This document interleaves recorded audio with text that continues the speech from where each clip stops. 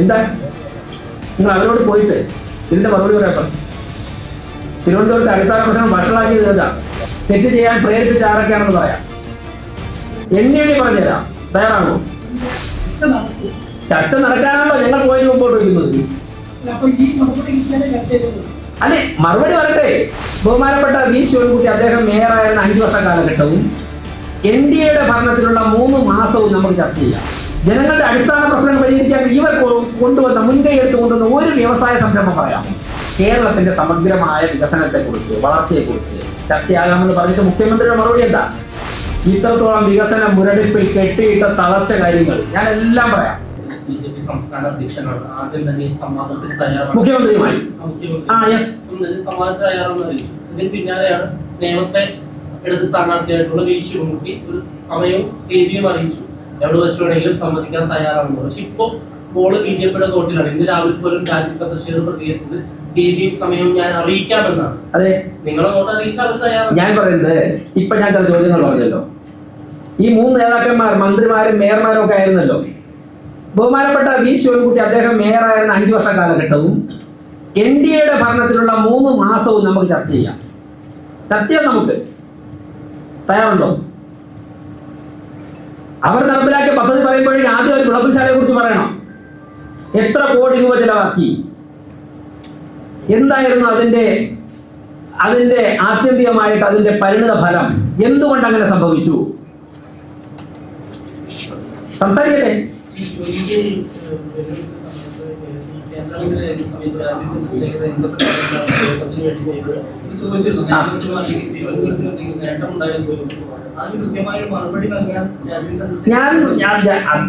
അദ്ദേഹത്തിന്റെ മറുപടിയാണല്ലോ. അദ്ദേഹം എല്ലാ കാര്യങ്ങളിലും ഒരു സ്ഥാനാർത്ഥി എന്ന് പറയുന്നത് പാർട്ടിയുടെ സംസ്ഥാന അധ്യക്ഷൻ എന്നുള്ള നിലയ്ക്ക് അദ്ദേഹം കേരളത്തിൽ ഏറ്റവും സാധ്യതയുള്ള ഒരു പാർട്ടിയുടെ സംസ്ഥാന അധ്യക്ഷനാണ്. രാജ്യം ഭരിക്കുന്ന പാർട്ടിയുടെ സംസ്ഥാന അധ്യക്ഷനാണ്. 140 നിയോജക മണ്ഡലങ്ങളിലും ഘടകകക്ഷിയുടെ സ്ഥാനാർത്ഥികൾക്ക് മത്സരിക്കുന്ന ഓരോ നേമത്ത് മണ്ഡലത്തിൽ നടക്കുന്ന കാര്യങ്ങൾ സ്ഥാനാർത്ഥി എന്നുള്ള നിലയ്ക്ക് അദ്ദേഹം കൃത്യമായിട്ട് ആ കാര്യങ്ങൾ മോണിറ്റർ ചെയ്യുന്നുണ്ട്. അദ്ദേഹം അവിടെ വോട്ടർമാരുടെ ഇടയിലുണ്ട്. ഓരോ കാര്യങ്ങൾ ചോദിച്ചിട്ട് അദ്ദേഹം ഇത്ര മണിക്ക് മറുപടി പറഞ്ഞില്ല എന്ന് പറയുന്നതിലല്ല അർത്ഥം. ഞാൻ പറയാം, ശ്രീ രാജീവ് ചന്ദ്രശേഖർജി കേന്ദ്രമന്ത്രി ആയിരുന്നപ്പോൾ തിരുവനന്തപുരത്തിന് വേണ്ടി എന്ത് ചെയ്തു? കേരളത്തിന് വേണ്ടി ചെയ്തു. അദ്ദേഹം രാജ്യത്തിന് വേണ്ടി ചെയ്ത കാര്യങ്ങളുടെ ഗുണഫലം തന്നെയാണ് തിരുവനന്തപുരം അനുഭവിച്ചുകൊണ്ടിരിക്കുന്നത്.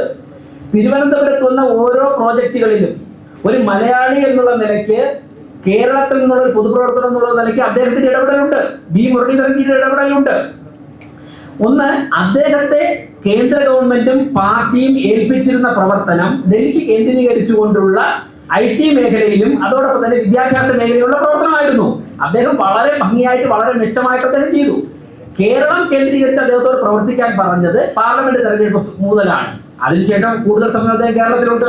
ഞാൻ ചോദിച്ചത് 45 വർഷമായി തിരുവനന്തപുരം കേന്ദ്രീകരിച്ചുകൊണ്ട് നിന്ന് പ്രവർത്തിക്കുന്ന 3 നേതാക്കന്മാരെ വേറെ പറഞ്ഞത്. അവർ പറയട്ടെ.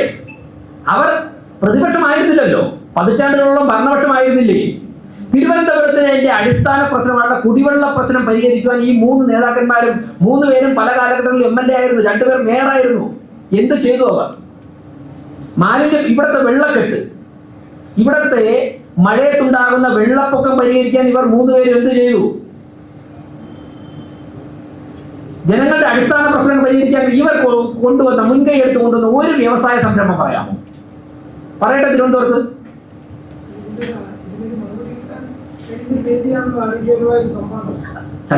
ഞാൻ ചോദിക്കട്ടെ, ഈ ചർച്ചയ്ക്ക് 3 സ്ഥാനാർത്ഥികൾ ചർച്ചയ്ക്കുണ്ടാവണമല്ലോ.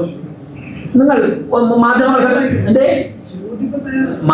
3 ഞാൻ പറയട്ടെ, മാധ്യമങ്ങൾ പാർലമെന്റ് തെരഞ്ഞെടുപ്പ് സമയത്ത് എത്രയോ സംഘടനകൾ ചർച്ചകൾ സംഘടിപ്പിച്ചു. ഞങ്ങളല്ലേ അവിടെ ആദ്യം എത്തിയത്. സംസ്ഥാന തലത്ത് മുഖ്യമന്ത്രി കേരളത്തിന്റെ വികസനത്തെ കുറിച്ച് ചർച്ച ചെയ്യട്ടെ, ഇതുവരെ നടന്ന കാര്യങ്ങളെ കുറിച്ച് ചർച്ച ചെയ്യട്ടെ.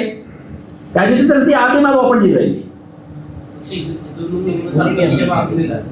ഒരു സംവാദം വേണമെന്നുള്ള ആവശ്യം ഉന്നയിച്ചു. അതിന് ഒരു സ്ഥലവും സമയവും അവർ പറഞ്ഞു. BJP രാജീവ്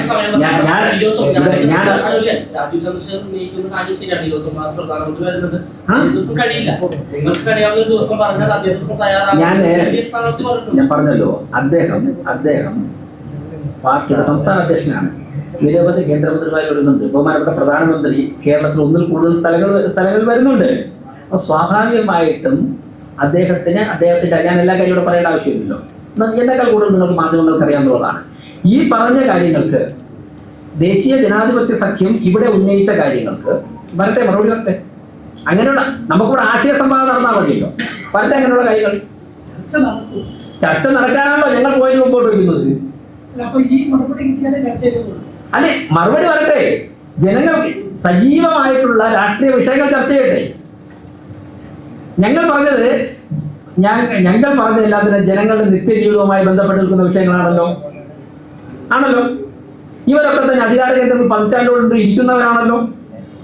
എന്താണ് ഈ കാര്യങ്ങൾ പരിഹരിക്കാൻ വേണ്ടി ചെയ്തിട്ടുള്ളത്? മറുപടി പറയട്ടെ.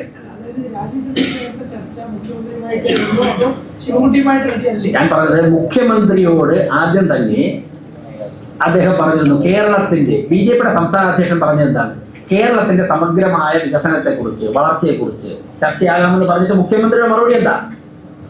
നിങ്ങൾ മുഖ്യമന്ത്രിയോട് ചോദിച്ചു നോക്ക്. സംസ്ഥാന BJPയുടെ അധ്യക്ഷൻ, രാജ്യം ഭരിക്കുന്ന പാർട്ടിയുടെ അധ്യക്ഷൻ കേരളത്തിന്റെ മുന്നോട്ടുള്ള യാത്രയ്ക്ക് വേണ്ടി ആരോഗ്യകരമായ ഒരു ചർച്ചയ്ക്ക് ക്ഷണിച്ചു. മുഖ്യമന്ത്രി മറുപടി നിങ്ങൾ ചോദിച്ചു നോക്ക്.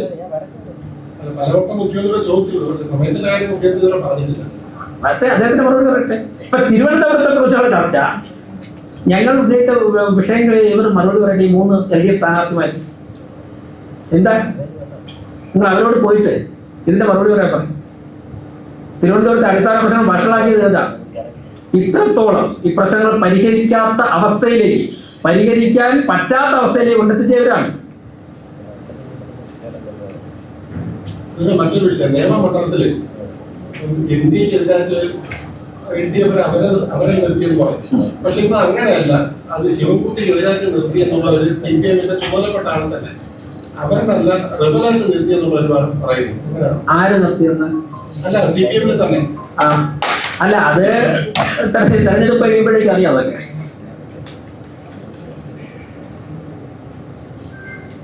കോർപ്പറേഷന്റെ 5 വർഷവും 3 മാസവും അതിനാരെങ്കിലും പ്രത്യേകം കണ്ടുപിടിച്ചിട്ടില്ല. അല്ല, ഞങ്ങൾ ഈ അയ്യപ്പൻ കോച്ച് കളിക്കാനൊന്നുമില്ല. ഞങ്ങൾ പറയുന്നത് ഞങ്ങളുടെ NDAയുടെ 3 മാസത്തെ കോർപ്പറേഷന്റെ ഭരണവും ഇവരുടെ 5 വർഷത്തെ ഭരണവും നമുക്ക് ചർച്ച ചെയ്യാം. അല്ലെ, ഭരണത്തിൽ നേതൃത്വമുള്ള ആരുമായിട്ട് ചർച്ചയ്ക്ക് ഞങ്ങൾ തയ്യാറാണ്. ഞാനതാണ് പറഞ്ഞത്. ഒരു പേര് സംവാദത്തിൽ സ്കോപ്പുള്ള ആരും നിശ്ചയിച്ചാലും ഞങ്ങൾ തയ്യാറാണ്. അല്ല, നിങ്ങൾ മാധ്യമങ്ങൾ നിശ്ചയിച്ചാൽ ഞങ്ങൾ തയ്യാറാണ്. മറ്റേതെങ്കിലും സംഘടന നിശ്ചയിച്ചാൽ ഞങ്ങൾ തയ്യാറാണ്. നമുക്ക് തിരുവനന്തപുരത്തോട് ചർച്ച ചെയ്യാം. വളരെ ഭംഗിയായിട്ട് അനന്തമായ സാധ്യതയുള്ള ഒരു പട്ടണത്തെ ഇത്രത്തോളം വികസന മുരടിപ്പിൽ കെട്ടിയിട്ട തളർച്ച കാര്യങ്ങൾ ഞാൻ എല്ലാം പറയാം.